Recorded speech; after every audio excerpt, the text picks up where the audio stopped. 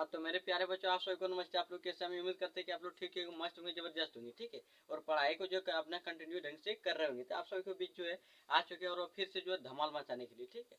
अब देखिए, बहुत दिन से बाद हम आप लोगों को क्लास ले रहे हैं। इसमें से लगभग हमको जो 14 या फिर 15 दिन हो चुका है। तो आप लोग सोच रहे हैं जो ज्ञान की जो है कैसे ज्ञान की कंप्लीट होगा। मेरा जो कुल जो बचा है यानी कि जैसे जो चैप्टर बचा है या फिर जो भी विषय बचा है उसको कैसे कंप्लीट किया जाए। देखिए, ये जो है क्या है, क्रैश कोर्स है, ठीक है। इसमें आप सभी को जो है बहुत ही स्पीड से आप लोग को पढ़ाया जाएगा। आप लोग चिंता नहीं करें, एग्जाम तो डेट आ चुका है, लेकिन आप सभी के भी जो है बहुत ही जबरदस्त, जितना भी पढ़ाएंगे बहुत ही जबरदस्त तरीके से पढ़ाएंगे, ठीक है। तो सबसे पहले जो है बायोलॉजी पढ़ाएंगे, और बायोलॉजी में क्या पढ़ाएंगे, तो बायोलॉजी में जो है चैप्टर 3 चैप्टर 2 जो पूरा बढ़िया से कंप्लीट कर चुके हैं। चैप्टर दूसरा का नाम था पुष्पी पादपों में लैंगिक जनन, ये जो पूरा बढ़िया से कंप्लीट कर चुके हैं। आज चैप्टर तीसरा क्या है, मानव जनन। क्या है, मानव जनन, यानी कि मानव में किस प्रकार से जनन होता है, इसके बारे में आप लोगों को जानकारी देंगे कि यानी कि नर जनन तंत्र क्या है और मादा जनन तंत्र क्या है, ठीक है। इसके बारे में पूरी जानकारी देंगे आप सभी को। तो सबसे पहले हम चैप्टर को स्टार्ट करते हैं। देखिए, चैप्टर में क्या दिया गया, कि देखिए मानव जनन, ठीक है।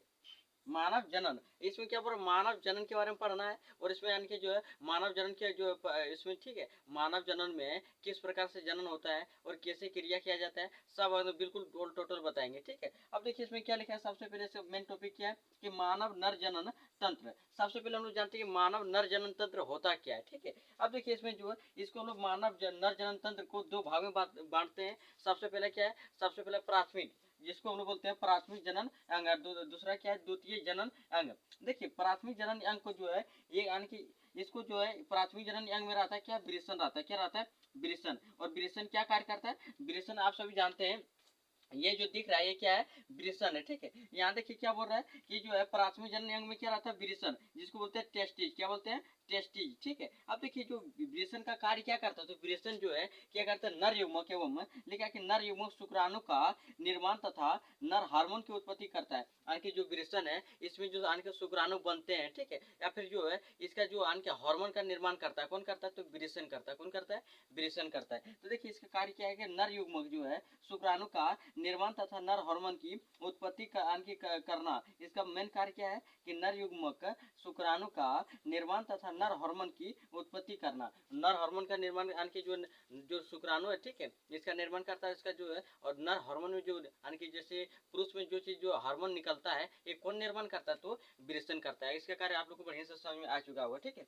अब देखिए द्वितीय जनन अंग जो है इसको भी दो भाग में बांटा गया। कितने भाग में बांटा गया, दो भाग में। और दो भाग क्या है, सबसे पहले क्या है यानी कि सहायक नलियां, और दूसरा क्या है, सहायक ग्रंथियां। देखिए सहायक नलियां क्या करता है, ये जो है जनन करने में सहायता करता है। लेकिन जो सहायक ग्रंथि है ये क्या करता है, एक प्रकार का ग्रंथि यानी जो है प्राकृतिक रूप से पाया जाता है। जैसे मान लेते हैं सबसे पहले सहायक नलिकाएं कौन कौन है, तो अधिवृषण है।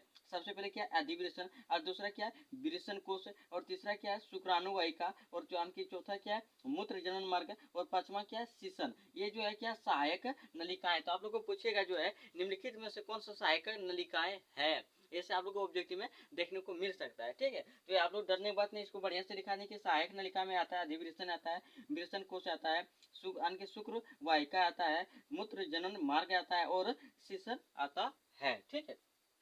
जो सहायक ग्रंथियां है, सहायक ग्रंथियों में क्या क्या आता है, तो सहायक ग्रंथियों में सबसे आता है पुरुष ग्रंथि और कापर ग्रंथि और शुक्राशय। ये जो तीनों दिख रहा है ये तीनों क्या ग्रंथि है। पूछेगा जो है कि पुरुष में कितने ग्रंथियां पाई जाती है, तो 3 पाया जाता है। कौन कौन पाया जाता है, पुरुष ग्रंथि, कापर ग्रंथि और शुक्राशय ग्रंथि, ठीक है। ये जो है 3 ग्रंथियां पाया जाता है, किसमें, पुरुष में पाया जाता है। अब देखिए जो पुरुष है या फिर जो मानव नर जनन है यंग, इसका जो है इसका जो क्या बोलता है कि इसका जो नामांकित चित्र बनाए, ये जो आप लोगों को बोलेगा कि नामांकित चित्र बनाए, और एवं जो है इसको बढ़िया से यानी कि जो है जो भी नाम है उसको बढ़िया से प्रस्तुत करें, ठीक है। तो ऐसे क्वेश्चन आप लोगों को 5 नंबर में देखने को मिलता है। तो देखिए हम इसको जो है यानी कि हाथ से बनाने का प्रयास किया और बहुत ही जो है सिंपल सा बनाए, तो आप लोग इसे बना सकते हैं और इसे नाम लिख दें तो 5 नंबर में पूछा जाएगा आप लोगों को, तो 5 नंबर आराम से कंप्लीट कर सकते हैं। सबसे पहले क्या लिखा है, ये जो देखिए ये जो दिख रहा है ना, ये क्या है, मूत्राशय। क्या है, मूत्राशय, ठीक है। और यहाँ से जो नली नली होकर गुजरता है इसको हम लोग क्या बोलते हैं, शुक्राशय, क्या बोलते हैं देखिए, ये जो यहाँ से देखिए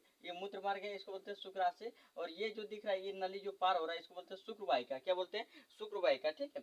और ये जो ग्रंथि दिख रहा है ना, ये और ये जो ग्रंथि दिख रहा है आप सभी को, ये ग्रंथि, ये क्या हो जाएगा, पुरुअस्त ग्रंथि, क्या है, पुरुअस्त ग्रंथि। और यहाँ से जो मूत्राशय निकलते हुए आता है इसको बोलते हैं मूत्र मार्ग, क्या बोलते हैं, मूत्र मार्ग, ठीक है। और ये देखिए ये जो दिख रहा है ये क्या है, ये वृषण है, क्या है, वृषण। यहाँ जो है क्या होता है कि जो है वृषण में या जो है बहुत सारा जो कोशिकाएं का निर्माण होता है, ठीक है। और ठीक है यार, देखिए ये जो दिख रहा है ये किसको क्या बोलते हैं, शीशन, क्या बोलते हैं, शीशन। तो आप लोगों को यार पूछता है कि मानव नर जनन, मानव मानव नर जनन यंग का चित्र बनाया है एवं इसका जो है एवं उदाहरण देख के समझाते आप लोग समझाएंगे तो आप लोग जो 5 नंबर आप लोग 100% स्कोर कर सकते हैं। तो आप लोग को करना क्या है, सिर्फ ये चित्र बनाना है और इसमें जो नामांकित के जो नाम लिखे हैं इसको जो है बढ़िया से नाम लिख देना है, ठीक। तो आप लोगों को 5 नंबर पक्का जो पहले आप लोग अपना समझ में आ चुका है, पहले इसको नोट कीजिए, फिर आप सबको बढ़िया से बताते, पहले आप लोग नोट कीजिए।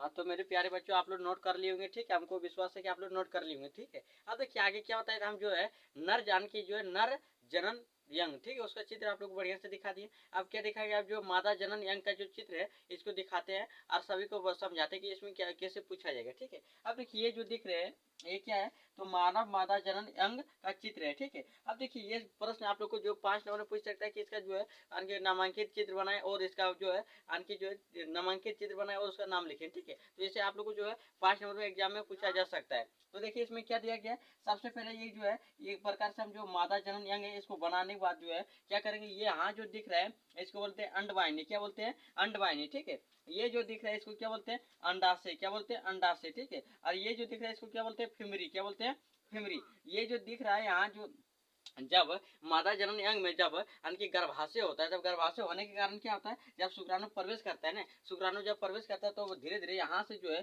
फिमरी से होते हुए यहाँ से शुक्राणु जब इधर से आता है, देखिए योनि से आते हुए यहाँ जब प्रवेश करता है, जब यहाँ मिलता मिलन होता है तब फिर दोनों दोनों आके जो है अंडा जो शुक्राणु दोनों मिलकर जो है यहाँ धीरे धीरे गर्भाशय अवस्था में स्थित हो जाता है, ठीक है। और स्थित हो जाता है इसलिए इसको बोलते हैं गर्भाशय, क्या बोलते हैं, गर्भाशय। और ये जो दिख रहा है ये क्या है, ये फ्यूमरी है। और ये जो अंडाशय है ये जो दिख रहा है ये अंडवाहिनी है। और ये यहाँ जो दिख रहा है ये क्या है, हाइलम, ठीक है। और ये क्या है, योनो, ठीक है, योनि है जिसके द्वारा शुक्राणु प्रवेश करते हैं, ये क्या है, योनि। ध्यान से आप लोग समझिएगा, ठीक है।